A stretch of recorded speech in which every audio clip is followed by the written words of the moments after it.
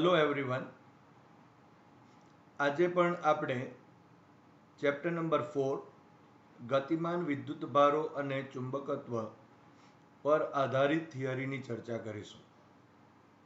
Last લેક્ચરમાં આપણે બે સમાંતર લાંબા વિદ્યુત પ્રવાહધારી તારો વચ્ચે લાગતું જે બળ હતું એના વિશેની વિસ્તારથી ચર્ચા કરી.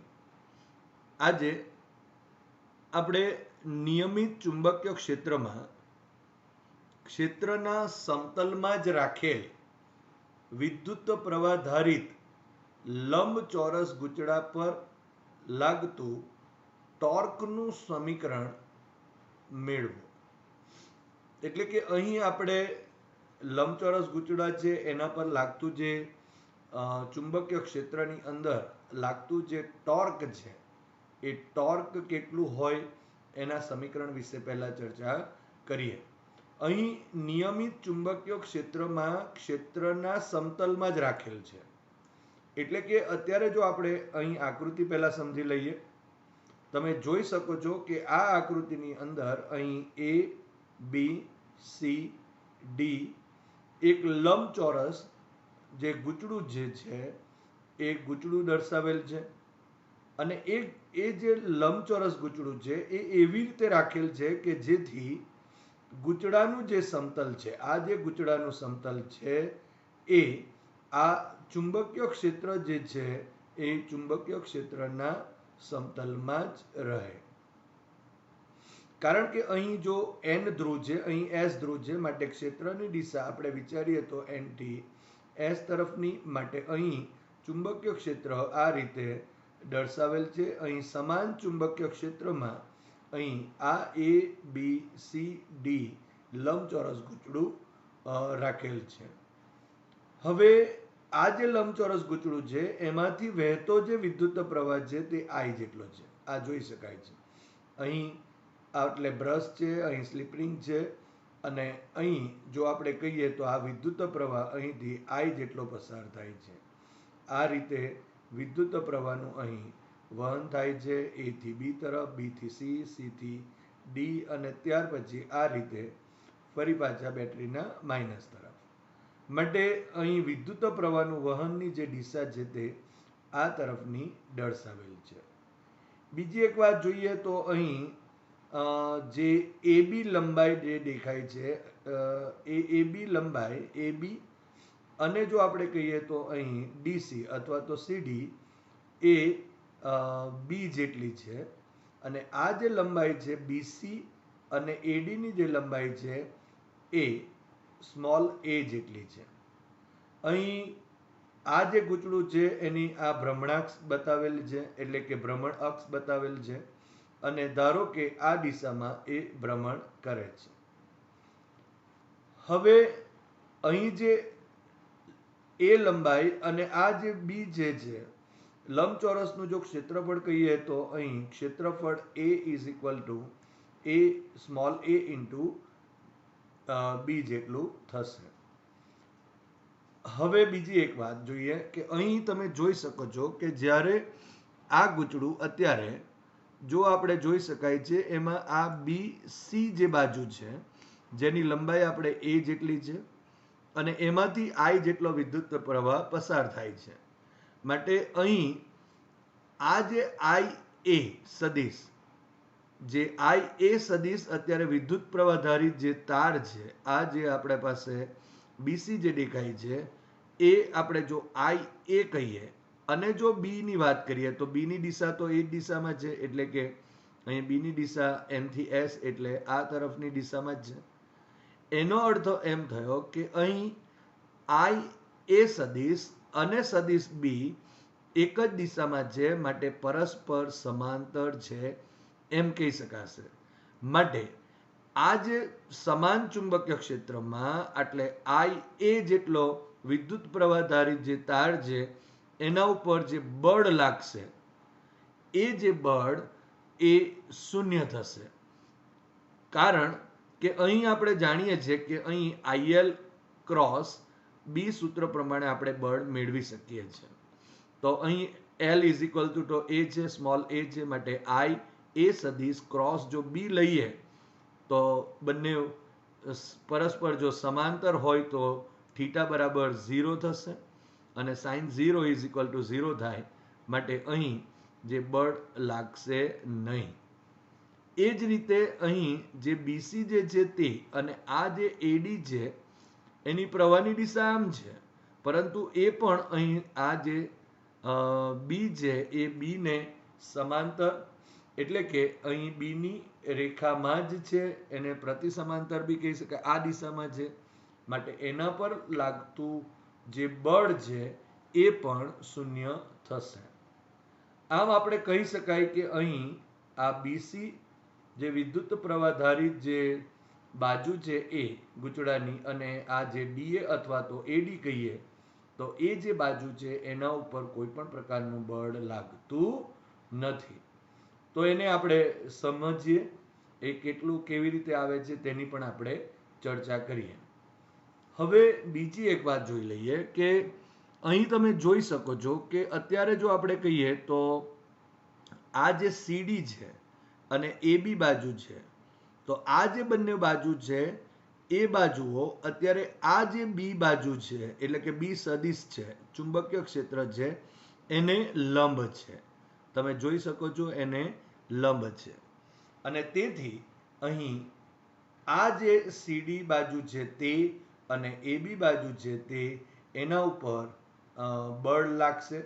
અહીં જે તારની લંબાઈ એટલે કે અહીં બી જેટલી છે, માટે આપણે અહીં આઈ બી સદિશ લખીશું, એટલે કે આઈ બી સદિશ અને જે સ્મોલ બી સદિશ એટલે, અને આ જે ચુંબકીય ક્ષેત્ર બી છે એ પરસ્પર લંબ થશે, અને એના ઉપર F is equal to IL cross B સૂત્ર મુજબ બળ લાગશે. કેટલું લાગશે એની પણ આપણે ચર્ચા કરીએ. ત્યારબાદ આ જે ગૂંચળાની બાજુ છે એના પર બી બળ લાગશે, એ પણ આઈ સ્મોલ બી સદિશ ક્રોસ સદિશ બી પ્રમાણે જ આપણે લઈશું.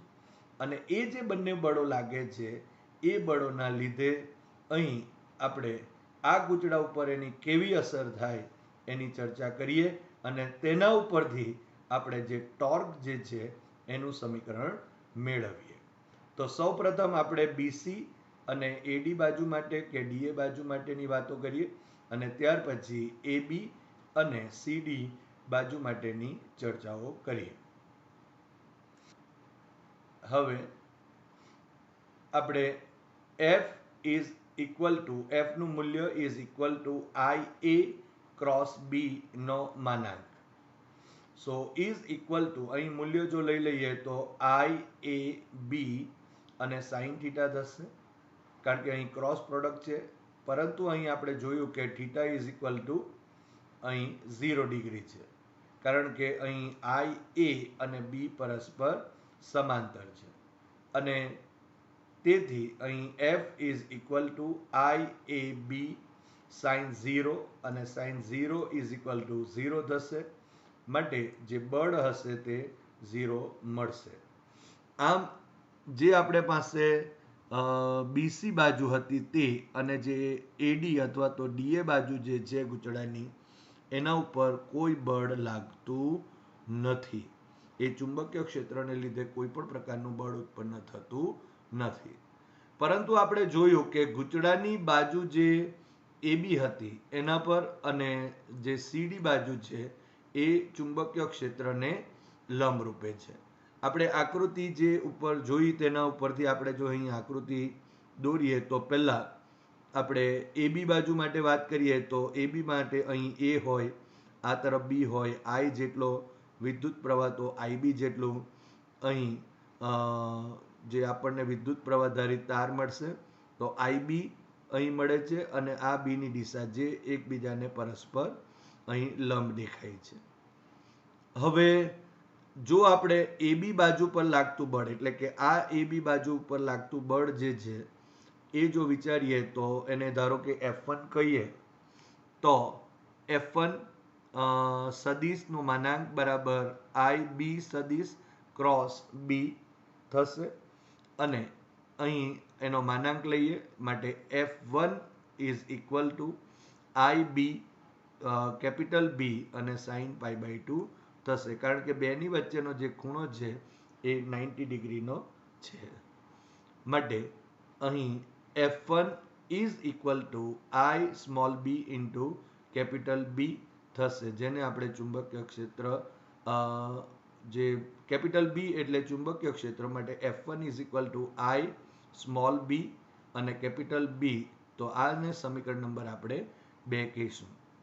હવે આ જે F1 બળનું જે છે એ મૂલ્ય મળી ગયું, એટલે કે આ જે AB તાર જે છે, AB બાજુ છે ગૂંચળાની, એ AB બાજુ પર લાગતું આપણને અહીં બળ, જેને આપણે F1 નામ આપેલું છે, તો એ IB ક્રોસ બી પ્રકારનું હશે.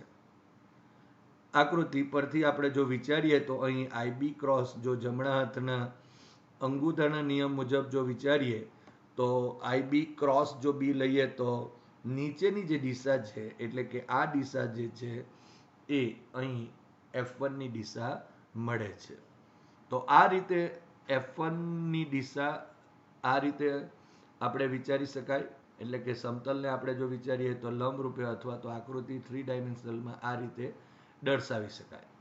અને F1 નું મૂલ્ય I સ્મોલ બી અને કેપિટલ બી જેટલું થશે. હવે ગૂંચળાની જે CD બાજુ છે, એટલે આપણે જો અહીં વિચારીએ તો આ C, અહીંયા D બાજુ જો જોઈએ તો અહીંથી વિદ્યુત પ્રવાહ જો I જેટલો આ રીતે પસાર થતો હોય તો અહીં IB સદિશ થશે અને આ સદિશ બી ચુંબકીય ક્ષેત્ર દર્શાવે છે અને બંને વચ્ચેનો જે ખૂણો છે તે 90 ડિગ્રીનો હશે. માટે અહીં જો F2 is equal to IB સદિશ ક્રોસ બી સદિશ નો માનાંક થશે. સો ઇઝ ઇક્વલ ટુ અહીં I small B, capital B અને સાઇન π/2 થશે, પરંતુ સાઇન π/2 એટલે 1 થાય. માટે અહીં F2 ઇઝ ઇક્વલ ટુ અહીં I સ્મોલ બી અને કેપિટલ બી થશે, એને આપણે સમીકરણ નંબર 3 કહીશું. તો આ રીતે આપણે અહીં જે ગૂંચળાની CD બાજુ છે એ CD બાજુ પર લાગતું જે બળ છે એ બળ આપણે અહીં શોધી કાઢ્યું. પરંતુ તમે જોઈ શકો છો કે આ બળ જે છે એ બળની દિશા, જો આપણે અહીં IB ક્રોસ જો બી લઈએ તો એની દિશા આ રીતે આમ ઉપરની તરફ, અથવા તો સમતલની વાત કરીએ તો સમતલની તરફ બહાર તરફ આવતી દિશામાં છે. આપણે જ્યારે આગળ જોયું ત્યારે આપણે જોયું કે F1 ની જે દિશા છે એ અહીં નીચે તરફ હતી, જે અહીં દર્શાવેલ છે આ રીતે અહીં નીચે તરફ બતાવેલ છે, અને અહીં F2 ની દિશા જો આપણે કહીએ તો અહીં ઉપરની તરફ આપણે દર્શાવેલી કહી શકાય. અથવા તો પુસ્તકના પાન પરથી જો વિચારીએ તો એમ કહી શકાય કે F1 ની દિશા સમતલને લંબ અંદરની તરફ અને F2 ની દિશા સદિશ F2 ની દિશા એ સમતલ ગૂંચળાના સમતલને લંબ બહારની તરફ છે. એટલે એનો અર્થ એવો થયો કે અહીં જે સદિશ F1 ને F2 છે એ બંનેના મૂલ્યો તો સમાન છે, પરંતુ બંને પરસ્પર વિરુદ્ધ દિશામાં છે. અને પરસ્પર વિરુદ્ધ દિશામાં છે, પરંતુ તે એક રેખસ્થ નથી, કારણ કે અહીં જે AB જે ગૂંચળાની AB બાજુ હતી એના ઉપર F1 લાગે છે અને આ F1 લાગે છે, અને ગૂંચળાની જે CD બાજુ હતી તેના ઉપર આ F2 લાગે છે. માટે આ બંનેની જે કાર્યરેખા છે તે અલગ અલગ છે. એટલે કે અહીં બંને જે બળો છે એ બળો એક રેખસ્થ નથી. બંનેના મૂલ્યો સરખા, પરસ્પર વિરુદ્ધ દિશામાં, પણ એક રેખસ્થ નથી. અને તેથી આવા જે બળો છે એ બળો અહીં બળ યુગ્મ રચે છે એમ કહેવાય. અને આપણે જાણીએ છીએ કે જો એ બળ યુગ્મ જો રચતા હોય, એવા જે બળો છે એ બળો એ રચના ઉપર, એ તંત્ર ઉપર એક ટોર્ક ઉત્પન્ન કરે, અને એ ટોર્ક ઉત્પન્ન કરવાને લીધે એનું ભ્રમણ થાય. આ જે અત્યારે ટોર્ક આપણને મળશે એ ટોર્ક એ ગૂંચળાને અહીં વિષમ ઘડી દિશામાં ગુમાવવાનો પ્રયત્ન કરે છે, કારણ કે આપણે જાણીએ છીએ કે કોઈ પણ જે ભ્રમણ ગતિ છે એ ભ્રમણ ગતિ માટે ટોર્ક અગત્યનું છે, અને અહીં જે બળ યુગ્મ રચાય છે એના લીધે જ અહીં ટોર્ક ઉત્પન્ન થાય છે, અને એ ટોર્કના લીધે આ જે ગૂંચળું છે એ ગૂંચળું વિષમઘડી દિશામાં, એટલે કે આ રીતે આ ગૂંચળું જે છે એ અહીં પરિભ્રમણ કરશે. માટે આ ગૂંચળા ઉપર લાગતું જે પરિણામી ટોર્ક છે તે શોધીએ. તો અહીં જો આપણે સેન્ટર પરથી જો લઈએ તો F1 બળ છે અહીં, અને આ જે આપણા પાસે સંદર્ભ બિંદુ જો વિચારીએ O, તો ત્યાંથી એનું લંબ અંતર એટલે અહીં a/2 થશે, કારણ કે આ જે બંને બળો છે એની વચ્ચેનું અંતર a છે, માટે અહીં a/2 થશે, અહીંયા પણ a/2 થશે, અને આ જે અંતર થયું એ લંબ અંતર મળે છે અહીં. માટે આપણે બળયુગ્મની વ્યાખ્યા મુજબ જો આપણે કહીએ તો બળનું મૂલ્ય અને સંદર્ભ બિંદુથી જે લંબ અંતર છે એ લંબ અંતરનો ગુણાકાર, તો આપણને ટોર્ક મેળવી શકાય. તો અહીં અને બીજી રીતે જો આપણે વાત કરીએ તો એમ કહી શકાય કે જે બે બળો લાગે છે એ બે બળો વચ્ચેના લંબ અંતરના ગુણાકાર જો આપણે કરીએ એના કોઈ એક બળ સાથે, કારણ કે F1 અને F2 ના મૂલ્યો તો સરખા જ છે, એટલે એક બળ સાથે જો ગુણાકાર કરીએ તો પણ આપણે પરિણામી ટોર્ક મેળવી શકીએ. અહીં જે ગૂંચળા પરનું જે પરિણામી ટોર્ક જે છે એ τ=τ1 પ્લસ τ2 થશે. સો τ=, અહીં F1 કૌંસમાં a/2 પ્લસ F2 કૌંસમાં a/2 થશે. સો ઇઝ ઇક્વલ ટુ, અહીં F1 I small b capital B કૌંસમાં a/2 પ્લસ સેમ F2 ની કિંમત I small b capital B અને a/2 થશે. માટે આ બે વખત છે આ પદ, માટે 2 ટાઈમ્સ અહીં capital I small b capital B અને a/2 થશે. માટે અહીં 2 અને 2 કેન્સલ આઉટ થયા, માટે τ=, અહીં I AB, આ A અને આ B ઇન્ટુ કેપિટલ B થશે. પરંતુ આપણે જાણીએ છીએ કે સ્મોલ a ઇન્ટુ B એટલે આપેલ જે લંબચોરસ ગૂંચળું છે એનું ક્ષેત્રફળ થશે. માટે અહીં τ=, આ જે AB આપણે ચર્ચા કરી તે મુજબ કેપિટલ AB એટલે લંબચોરસનું ક્ષેત્રફળ થશે. માટે τ=, capital I into capital A into capital B થશે. તો આમ જો નિયમિત ચુંબકીય ક્ષેત્રમાં જો ચુંબકીય ક્ષેત્ર B ના સમતલમાં જો કોઈ લંબચોરસ ગૂંચળું મૂકવામાં આવે તો એના પર લાગતું જે ટોર્કનું મૂલ્ય છે એ τ=, કેપિટલ I કેપિટલ A અને B જેટલું થશે, જ્યાં I એ ગૂંચળામાંથી વહેતો વિદ્યુત પ્રવાહ, A એ લંબચોરસનું જે ચોરસ ગૂંચળું છે એનું ક્ષેત્રફળ, અને કેપિટલ B એ નિયમિત ચુંબકીય ક્ષેત્ર છે. હવે જો ધારો કે અહીં નિયમિત ચુંબકીય ક્ષેત્રમાં ચુંબકીય ક્ષેત્ર B ના સમતલ સાથે જો કોઈ ખૂણો બનાવે તેમ રાખેલું જો કોઈ વિદ્યુત પ્રવાહ ધારિત લંબચોરસ ગૂંચળું હોય તો એના પર લાગતું જે ટોર્ક છે એનું સમીકરણ શું હોય તેની ચર્ચા કરીએ. આપણે જે આગળ જે ચર્ચા કરી એ સમતલમાં જ છે, જ્યારે અહીં કોઈ ખૂણે હોય તો શું થાય. તો આકૃતિ ફરી પાછી એની એ જ આકૃતિને અહીં સમજવાનો પ્રયત્ન કરીએ.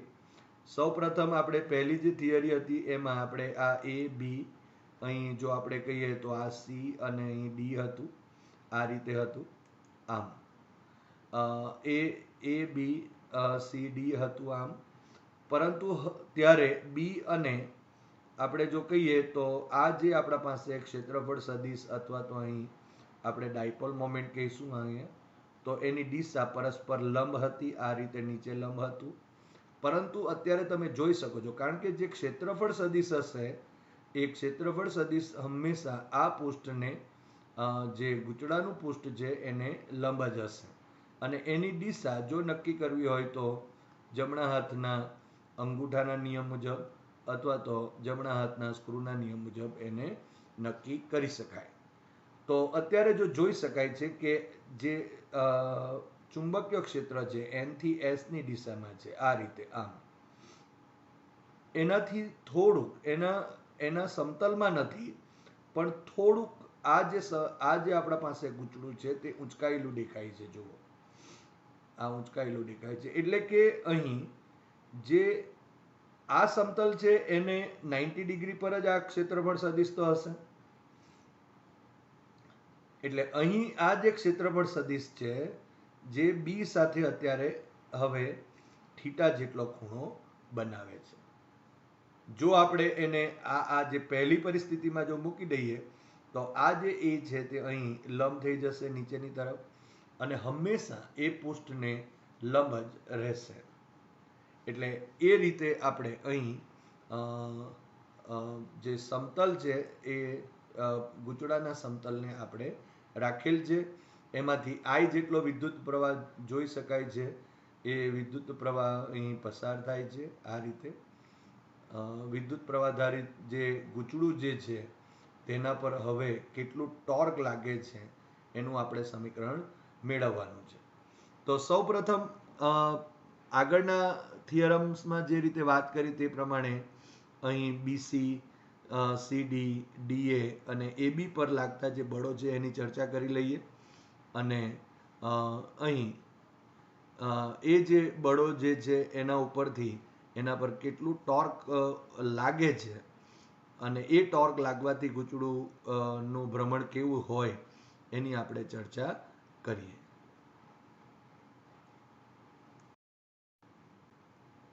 હવે આપણે આગળ જે ચર્ચા કરી તે મુજબ જે BC અને DA બાજુઓ છે એના ઉપર લાગતા જે બળો છે એ બળોના મૂલ્યો સમાન અને પરસ્પર વિરુદ્ધ દિશામાં હશે. અને જો આપણે BC અને DA ના દ્રવ્યમાન કેન્દ્રો પર જો એ બળો વિચારીએ તો તે દ્રવ્યમાન કેન્દ્રને જોડતી રેખા એક જ હોય, અને તેથી તે જે બળો છે એ એકબીજાની અસરને નાબૂદ કરે છે. કારણ કે એક બળ જો ઉપરની તરફ લાગતું હશે, એક બીજું નીચેની તરફ જો લાગતું હશે, તો એનો મતલબ એમ થયો કે એ જો એક રેખસ્થ હોય તો એકબીજાની અસરને નાબૂદ કરશે, અને તેથી પરિણામી બળ શૂન્ય થાય. અને જો પરિણામી બળ શૂન્ય થાય એનો મતલબ કે કોઈ પણ પ્રકારનું પરિણામી બળ લાગતું નથી કે એના ઉપર કોઈ પણ પ્રકારનું ટોર્ક લાગતું નથી. એટલે આપણે એમ કહી શકીએ કે જે BC બાજુ છે તે અને DA બાજુ છે તે એ બે બાજુઓ જે છે ગૂંચળાની એ બાજુઓના લીધે કોઈ પણ પ્રકારનું ટોર્ક ઉત્પન્ન થશે નહીં. પરંતુ અહીં જે આપણા પાસે AB બાજુ છે અને CD બાજુઓ છે એમના પરના બળો આપણે ધારો કે અનુક્રમે F1 અને F2 કહીએ તો તે એક રેખસ્થ નથી અને તે બળ યુગ્મ રચે છે. હા, બંનેના મૂલ્યો સરખા છે.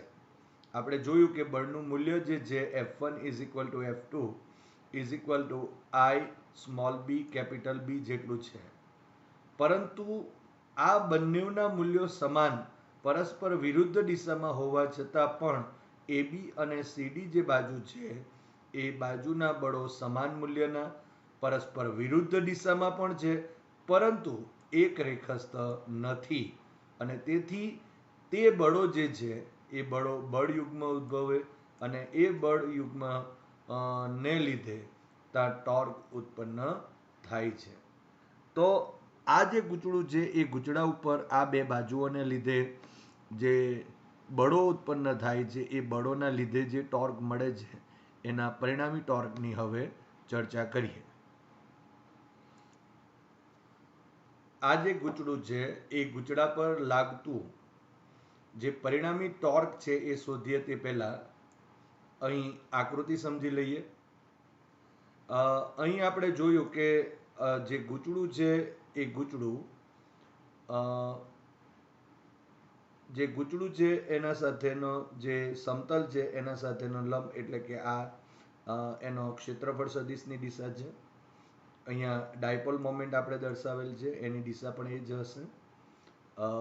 અને આ ON ની દિશા જે આપણે જાણીએ છીએ અહીં ચુંબકીય ક્ષેત્ર B ની દિશા છે. અહીં ચુંબકીય ક્ષેત્ર B ની દિશા છે અને ચુંબકીય ક્ષેત્ર B અને જે સ્મોલ m છે અથવા તો અહીંયા ક્ષેત્રફળ સદિશ છે એની વચ્ચેનો ખૂણો આપણે જોયો અત્યારે તે થીટા જેટલો હતો અને એ થીટા આપણે અહીં દર્શાવેલ છે. હવે જો આ ધારો કે ગૂંચળાનું જો સમતલ હોય, આ જે આપણા પાસે m ડેશ n ડેશ જો હોય તો આ જે ક્ષેત્રફળ સદિશ છે એ તો હંમેશા લંબ રૂપે જ રહેશે આ સમતલને. અને આ જો સમતલને લંબ રૂપે હોય તો આ ખૂણો એટલે કે n ડેશ O અને આ જે અહીંયા m દેખાય છે એ જે ખૂણો છે, આ જે ખૂણો છે એ 90 ડિગ્રીનો થશે. આ 90 ડિગ્રીનો થશે. એટલે જો 90 ડિગ્રી જો થશે તો અહીં આ જો થીટા હોય તો આટલેથી આટલો જે ખૂણો છે આ ખૂણો જે અહીં 90 ડિગ્રી માઇનસ આપણે થીટા લખી શકીએ છીએ. હવે જે આપણી પાસે CD બાજુ હતી એના ઉપર લાગતું બળ આપણે જોયું કે જે અહીં F2 ઉપરની તરફ અહીંયા અને જે અહીં AB બાજુ હતી એના પર લાગતું બળ છે તેને આપણે નીચેની તરફ, બંનેના મૂલ્યો સરખા છે અને પરસ્પર તમે જોઈ શકો છો વિરુદ્ધ દિશામાં છે, પરંતુ એક રેખા પર નથી. આની કાર્યરેખા આ રીતે છે, આની કાર્યરેખા આ રીતે છે અને તેથી જો આપણે વિચારીએ તો એ બંને બળયુગ્મ રચશે એટલે અહીં ટોર્ક ઉત્પન્ન થાય અને એ ટોર્કના લીધે આ જે ગૂંચળું છે તે આ રીતે વિષમઘડી દિશામાં ફરશે. અહીં જો આપણે જોઈએ તો ટોર્ક શોધવા માટે સૌપ્રથમ આપણે આ જે બળની કાર્યરેખા છે એનું સંદર્ભ બિંદુથી આ લંબ અંતર શોધવું પડશે અને આ જે આની કાર્યરેખા છે એટલે કે બળનું મૂલ્ય અને સંદર્ભ બિંદુથી એનું લંબ અંતર એટલે આ એ લંબ અંતરનો ગુણાકાર કરી આપણે ટોર્કનું મૂલ્ય મેળવી શકાય છે. તો સૌપ્રથમ આપણે અહીં જોઈ શકાય છે કે આ જો 90 માઇનસ થીટા જો હોય તો આ અત્યારે કાટકોણ ત્રિકોણ બનશે અને એ જે કાટકોણ ત્રિકોણ છે એના ઉપરથી આપણે પહેલા ON શોધી નાખીએ તો એ જ રીતે અહીં આપણને OM પણ એટલું જ મળશે. તો ત્રિકોણ N ડેશ N અને O છે એમાં તમે જોઈ શકો છો કે અહીં ખૂણો N જે છે તે 90 ડિગ્રી છે માટે અહીં cos 90 degree minus theta is equal to અહીં પાસેની બાજુ એટલે આ ON અને ડિવાઇડેડ બાય કર્ણ એટલે ON ડેશ થશે. સો ઇઝ ઇક્વલ ટુ અહીં ON ડિવાઇડેડ બાય આ જે બાજુ છે આ તો ટોટલ આપણે જાણીએ છીએ તે પ્રમાણે અહીં BC નો જ ભાગ છે માટે આ A થશે, આ A અને એનું અડધું એટલે અહીં A/2 થશે માટે અહીં A/2 થશે ON ડેશ એટલે A/2 થયું માટે અહીં cos 90 minus theta is equal to sine theta લખાશે. So is equal to ON divided by A/2 થયું માટે અહીં ON ઇઝ ઇક્વલ ટુ લખીએ તો A/2 સાઇન થીટા થશે. માટે અહીં OM is also equal to કેટલા થશે? A/2 સાઇન થીટા જેટલું જ થશે. આ અહીં મેળવવાનો મૂળ હેતુ એક જ છે કે અહીં આપણે ડાયરેક્ટ લખવાનું નથી, અહીં આ રીતે મળે છે એ આ દર્શાવવા માટે જ અહીં આપણે મેળવેલ છે. અહીં ON is equal two A/2 sine theta અને OM is equal two A/2 sine theta. એટલે કે અહીં F1 માટેનું લંબ અંતર સંદર્ભ બિંદુથી OM છે, અને F2 માટે જો કહીએ તો સંદર્ભ બિંદુથી લંબ અંતર અહીં ON છે, એમ આપણે કહી શકાય. હવે આ જે કિંમતો છે એ કિંમતો આપણે અહીં સૂત્રમાં મૂકી દઈએ. માટે ગૂંચળા પર લાગતું પરિણામી torque is equal to τ1 plus τ2 થશે. સો ઇઝ ઇક્વલ ટુ અહીં F1 અને કૌંસમાં a/2 sin theta plus F2 કૌંસમાં a/2 sin થીટા થશે. પરંતુ F1 અને F2 ની કિંમત તો સમાન છે, કેપિટલ I, સ્મોલ b અને કેપિટલ B. તમે જોઈ શકો છો આ બંને કિંમતો અહીં ઉમેરી દઈએ. માટે τ is equal to capital I, small b, capital B કૌંસમાં a/2 sin theta plus capital I, small b, capital B કૌંસમાં a/2 sin થીટા થશે.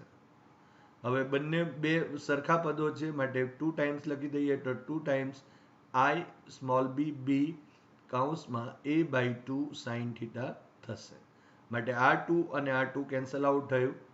માટે રહી જશે હવે τ is equal to capital I કૌંસમાં આ a અને b એટલે કે સ્મોલ ab નો ગુણાકાર ઇન્ટુ આ b કેપિટલ અને સાઇન થીટા.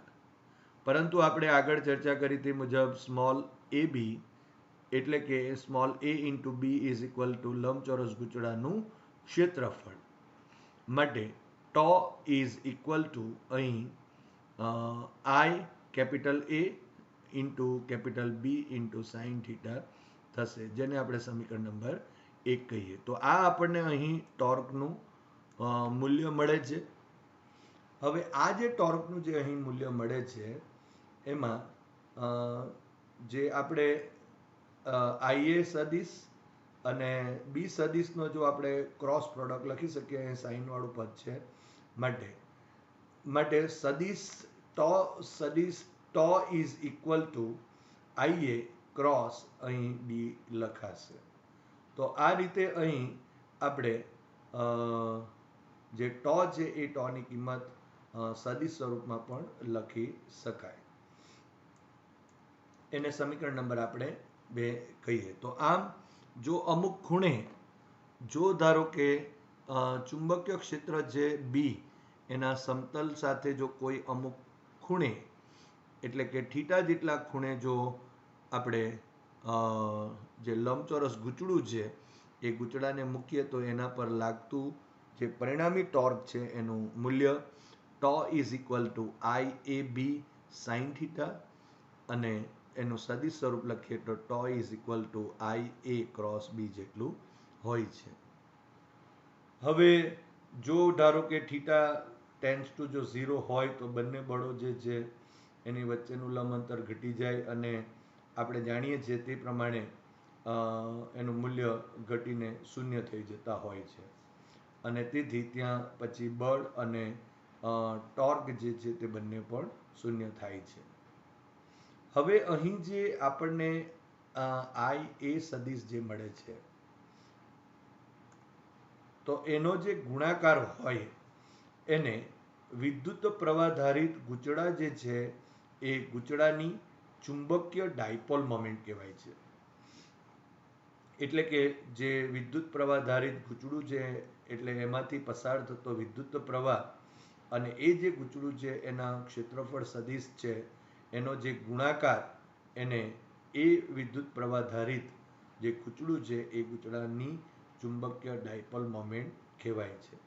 અને એને જો આપણે લખીએ તો સ્મોલ m વડે દર્શાવીએ છીએ, અને small m is equal two આપણે અહીં IA સદિશ વડે દર્શાવીશું, જ્યાં સદિશ A એ ક્ષેત્રફળ સદિશ છે અને એની દિશા એટલે કે m ની દિશા એ A ની દિશા થશે, અને એની દિશા આપણે આકૃતિમાં બતાવેલ જ છે. અહીં આ રીતે આપણે આકૃતિમાં દિશા, પરંતુ એ જમણા હાથના અંગૂઠાના નિયમ પરથી આપણે મેળવી શકાય છે.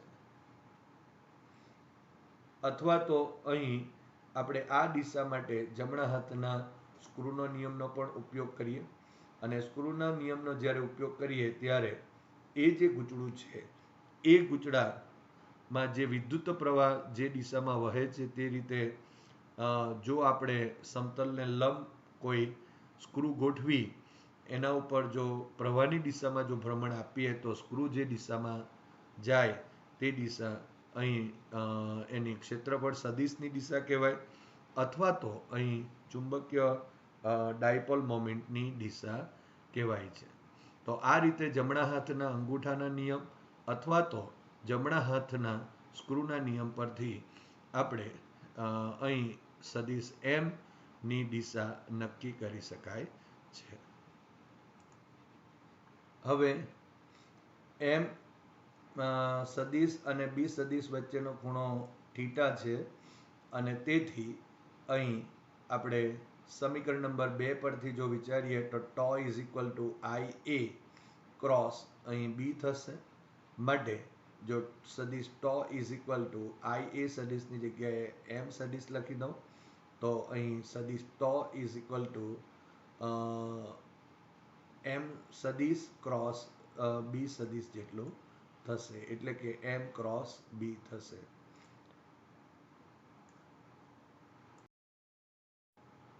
હવે જો એન આંટાવાળું ગૂંચળું હોય તો tau is equal to N times થઈ જશે. માટે એન આઈ એ સદિશ ક્રોસ બી સદિશ થશે.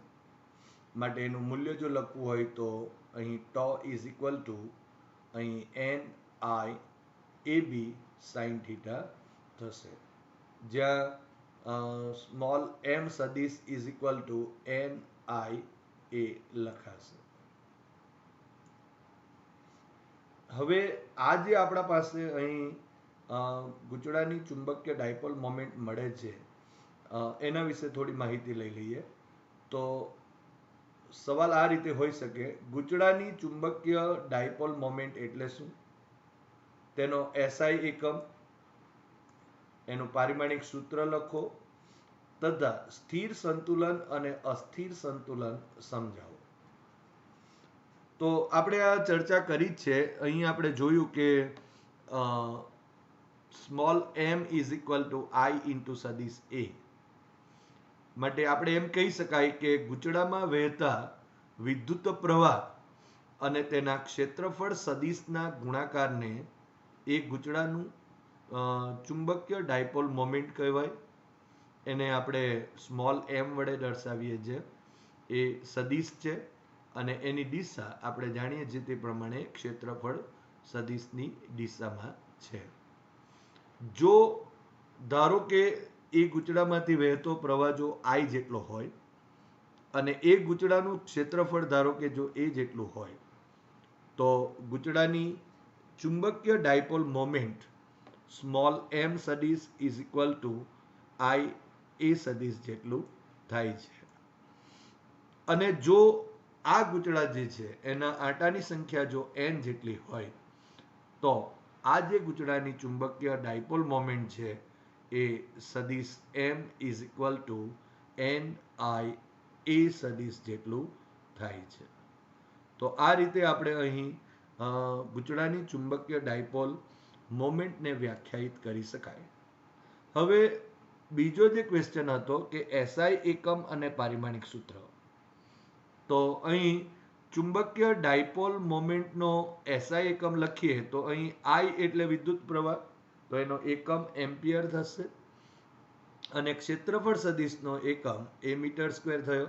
માટે એસઆઈ એકમ ચુંબકીય ડાયપોલ મોમેન્ટનો એમ્પિયર ઇન્ટુ મીટર સ્ક્વેર થશે. અને તેથી પારિમાણિક સૂત્ર જો આપણે લખીએ તો m0 L2 T0 અને A1 થશે.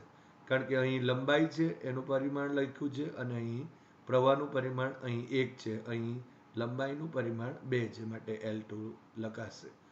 માટે m0 L2 T0 અને A1 થશે.